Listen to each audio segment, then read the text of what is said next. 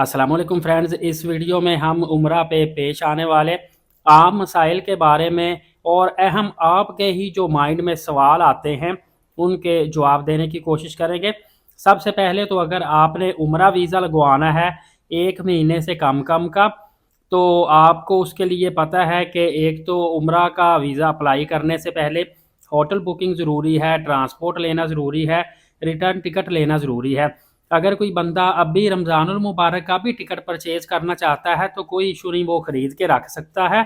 और जब उसने वीज़ा जब जाना होगा 15-20 दिन पहले वीज़ा अप्लाई कर ले, क्योंकि वीज़ा जब आपका आ जाना है महीने के अंदर अंदर आपने ट्रैवल करना होता है। और पिछले साल रमज़ानुल मुबारक में बहुत ज़्यादा रश होने की वजह से 5 रमज़ानुल मुबारक के बाद वीज़े लगना बंद हो गए थे बगैर किसी नोटिफिकेशन के। और बड़े बड़े जो एआटा दफ्तर थे या उम्रा ग्रुप एजेंसी थी, जिन्होंने पहले से ही एडवांस में 100-100, 200-200, 500-500 टिकटें बुक की हुई थी एयरलाइनों की, उनकी टिकटें ज़ाया हुई थी क्योंकि वीज़े का मसला बन गया था। इस मरतबा कोशिश करें शबान में ही उम्रा वीज़ा लगवा के रख ले और बेशक उसके बाद आप रमज़ान में चले जाएं। शबान के मिड में फ़र्ज़ करें 15 शबान पे भी आप वीज़ा अप्लाई करते हैं तो 15 रमज़ान तक महीने का बड़ा टाइम होता है, आप ट्रैवल कर सकते हैं। और इसके अलावा फिर आप 28 दिन के लिए बेशक मदीना में रहें, मक्का में रहें, या आप 15 दिन के लिए रहें और उस दौरान आप इत्काफ भी चाहें तो कर सकते हैं। सिर्फ कहने का मकसद ये है कि उम्रा वीज़ा कबल अज़ वक्त लगवा के रख लीजिएगा ताकि आपको बिल्कुल एन टाइम पे कोई मसाइल दरपेश ना आए। और ऐसे दोस्त अहबाब अफराद फैमिलीज़ जिनका कोई रिलेटिव सऊदीया में रहता है, चाहे दमाम हो, रियाज हो, ताइफ हो, जहाँ मर्जी हो, वो उनके पास जाना चाहते हैं और उनके पास ही रहाइश रखना चाहते हैं, तो वो फिर ज़ाहिर है उनके कामे पे उम्रा वीज़ा लगवाएंगे ना 3 महीने के लिए। उसके लिए जो आपका जानने वाला बाहिर है, एक तो उसकी तरफ से आपको इनविटेशन लेना पड़ता है, उसमें वो बंदे का पासपोर्ट होना चाहिए, आबशर अकाउंट जो है उसकी एक्सपायरी डेट इकामे की जो होती है उसका स्क्रीनशॉट होना चाहिए। इसके अलावा Saudi mobile number, Pakistani mobile number और उसका आईडी कार्ड और पासपोर्ट, इनकी स्कैन कॉपीज़ देना ज़रूरी होता है। दूसरी तरफ उनका कोई ना कोई अगर दोस्त है पाकिस्तान के अंदर, या पेरेंट्स हैं या फैमिलीज़ हैं, उनके लिए नॉर्मल पासपोर्ट की स्कैन कॉपी, तस्वीरें, अगर बच्चे हैं तो एफआरसी होती है। तो इस तरीके से आप अप्लाई कर सकते हैं। और उसके बाद आपको होटल बुकिंग, अगर आपने इकामा उनका दे दिया उस बेस पे वीज़ा निकलेगा तो फिर होटल बुकिंग की, ट्रांसपोर्ट की ज़रूरत नहीं है। दोस्तों, उम्रा वीज़ा पे जो लोग 18 साल से बड़ी एज की ख़वातीन हैं वो अकेली ट्रैवल करना चाहें कर सकती हैं, लेकिन बेहतर है कि ख़वातीन के साथ ग्रुप में ट्रैवल करें, वो ज़्यादा बेहतर होता है। इसी तरह बच्चों का। और इसके अलावा आपको मसाइल जो बताऊँ, इसमें बहुत ज़्यादा रश देखने को मिलता है। मक्का पाक में स्पेशली जब भी आप जाएंगे वहाँ कभी भी रश कम नहीं होता, रश ज़्यादा होता है और रमज़ानुल मुबारक में बहुत ज़्यादा, जिसकी वजह से बीमार अफराद, बुजुर्ग ख़वातीन, बच्चों को मुश्किलात पेश आती है और धक्का भी कई दफ़ा लग जाता है, चोट वगैरह लगने का भी खदशा होता है। खासकर जब तवाफ़ कर रहे होते हैं वहाँ पे, अक्सर ही मेरे साथ भी हुआ था, अक्सर लोग भी कहते हैं कि वहाँ पे जो काले होते हैं ना, जो जिनके हाइट काफ़ी ज़्यादा होती है, औरतें भी मर्दे भी, वो ऐसे धक्का मारते, कोहनियाँ मारते तवाफ़ करते रहते हैं, जिसकी वजह से वो देखते नहीं, अगले बंदे को अच्छा खासा ज़ोर दे जाते हैं। और इसी तरह जहाँ सफ़ा मरवा, जहाँ से सफ़ा शुरू होता है और मरवा ख़त्म होता है, ऐसे नीचे को थोड़ी सी ढलवान सी है, पहाड़ी जहाँ पे बनी हुई है, वहाँ पे आप देखते हैं कि वो व्हील चेयर वाले सीधे आते हैं, आके घुमा के व्हील चेयर ऐसे नीचे को लेके जाते हैं।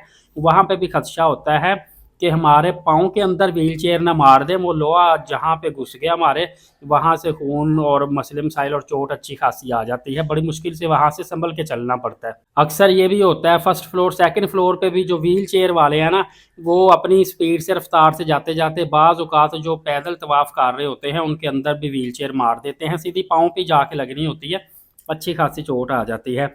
इसके अलावा गर्मी, थकन भी होती है। और मैंने आपको पीछे बताया था कि यूरोप वाले जो लोग हैं बड़ी तादाद में, वो चूँकि मक्का मदीना का मौसम जो है ना वो दिसंबर में काफ़ी ज़्यादा बेहतर हो जाता है, ठंडा हो जाता है, तो वो फिर यूरोप वाले लोग इन दिनों में आके उम्रा की अदायगी करते हैं, क्योंकि जून जुलाई जो है ना, यूरोप में रहने वाले लोग वो इतनी सख्त गर्मी बर्दाश्त नहीं कर सकते और थकावट और प्यास होती है, डिहाइड्रेशन का खदशा बढ़ जाता है। इसके अलावा आपको चाहिए कि ज़्यादा से ज़्यादा आपने ज़मज़म का इस्तेमाल करना है, पानी का इस्तेमाल करना है।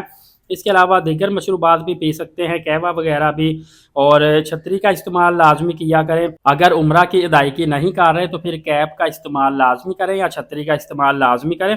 इसी तरह जो पैकेज सस्ते लेते हैं उनको मस्जिदुल हराम से दूर मक्का और मदीना पाक में उनको दूर होटल दिए जाते हैं। लंबा जो सफ़र है पैदल चलना पड़ता है आने और जाने का। बेहतर होता है कि करीब तरीन आप 400-500 मीटर फासला या कबूतर चौक के करीब करीब आप वहाँ पर रहाइश इस्तेमाल करेंगे, ज़्यादा बेहतर होगा।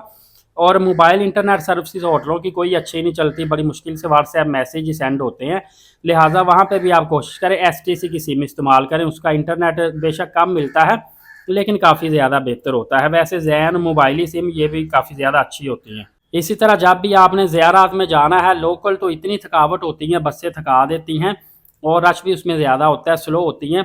तो कोशिश करें आप कोई 4 लोग मिल के उधर, अगर आपके साथ 4 लोग नहीं, उधर से कोई ना कोई 4 लोग मिला लें और टैक्सी करवाएं। टैक्सी करवाते वक्त भी बेहतर है कि एक बंदा टैक्सी वाले के पास जाके बारगेनिंग करे, पैसे कम करे, पहले आगे पीछे से भी पूछ ले रेट एवरेज चल क्या रहा है, या 2-3 टैक्सी वालों से पूछ के बारगेनिंग करेगा, रेट मुनासिब हो जाता है।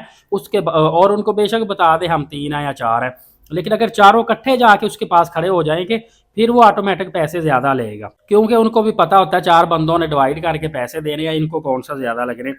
इसी तरह आपने वहाँ पे अपना पासपोर्ट, बैग, पैसे वगैरह इनका ध्यान करना है, गुम होने का बहुत ज़्यादा खदशा होता है। और ख़ासकर जो आपकी सफरी दस्तावेज़ात होती हैं जिसमें आपका पासपोर्ट भी शामिल होता है, वीज़ा और रिटर्न टिकट भी, इनकी अच्छी सी तस्वीरें उतार के अपने मोबाइल में भी रखें ताकि हर वक्त आपके पास हो। तो फ्रेंड इसके अलावा और भी बेशुमार ऐसी चीज़ें हैं जिनका आपने ख्याल लाजमी करना है। वीडियो लंबी हो जाएगी, आप कमेंट्स में मुझसे पूछ सकते हैं। फर्दर अपडेट जानने के लिए एलीट साकिब यूट्यूब चैनल को सब्सक्राइब करके बेल नोटिफिकेशन को ऑल कर लीजिएगा ताकि रोज़ाना की बुनियाद पर आपको अपडेट्स मिलती रहे। इजाज़त है, शुक्रिया।